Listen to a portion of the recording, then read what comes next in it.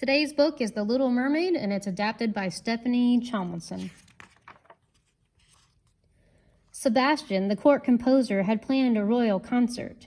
It was in honor of Triton, the Sea King, and all of his daughters were to sing. But Ariel, the daughter with the most beautiful voice, hadn't shown up. Triton was losing his patience. "Ariel," he called. Ariel could not hear her father. She was busy exploring a sunken ship. The Little Mermaid wanted to know all that she could about the creatures called humans. "Oh my gosh," Ariel cried. She held up a fork. "Have you ever seen anything so wonderful in your life?" "But what is it?" asked her friend Flounder. Ariel and Flounder went to ask Scuttle, the seagull. They found him perched on his favorite rock. "It's a dinglehopper," he said with certainty. "Humans use these little babies to straighten their hair." Ariel was fascinated. Now she knew one more thing about humans. Later that day, Ariel was human watching. She spotted a handsome man on a ship. As soon as Ariel laid eyes on Prince Eric, she fell in love. But soon a storm began to rage. The ship was in trouble. Prince Eric was trying to steer through the storm when a bolt of lightning flashed. The ship's sail caught fire. Rough waves tossed the ship back and forth. Eric went flying into the sea. "I must save him," cried Ariel. She dove underwater and pulled the prince safely ashore. Prince Eric was very still for a long time. Scuttle wasn't sure if he was alive. But suddenly, Ariel saw his chest move up and down, up and down. "Look, he's breathing," Ariel cried. She began to sing a love song to him, but it was soon interrupted by Prince Eric's dog, Max. Ariel hurried back into the water with Flounder by her side. She headed for home. When King Triton found out Ariel was in love with a human, he became very angry. He destroyed her collection of human objects and told Ariel she could never see the prince again. Ariel was very sad. She went to the sea witch, Ursula, for help. "The only way to get what you want is to become a human," Ursula explained. The plan sounded simple enough. Ursula would turn Ariel into a human for 3 days. If Ariel could get the prince to kiss her, she would remain human forever. If not, she would turn back into a mermaid and belong to Ursula. But there was a price for Ursula's magic.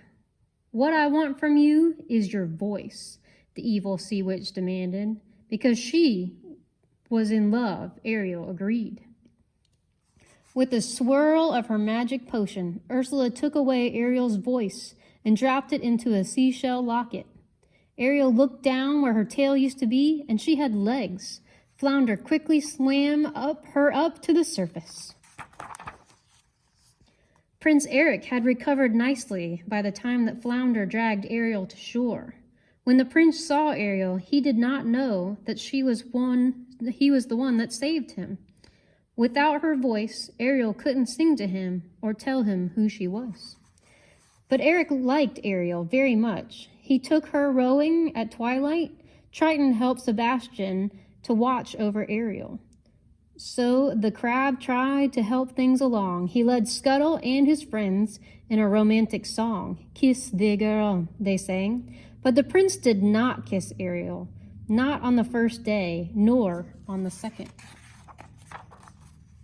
On the third day, Scuttle surprised Ariel with the news that Prince Eric was getting married on board of a wedding ship.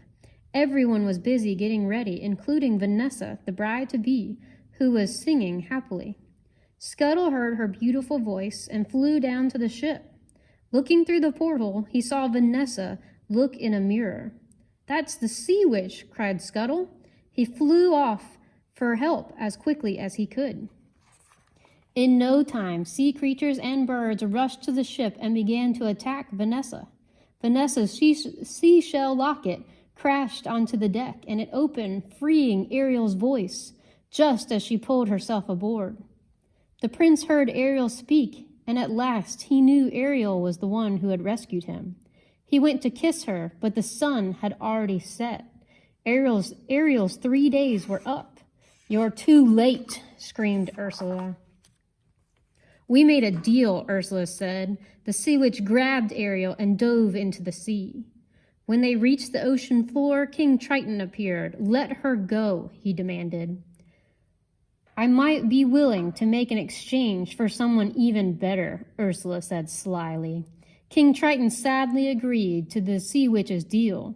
Ariel was set free, and Triton allowed himself to be turned into a lowly sea creature.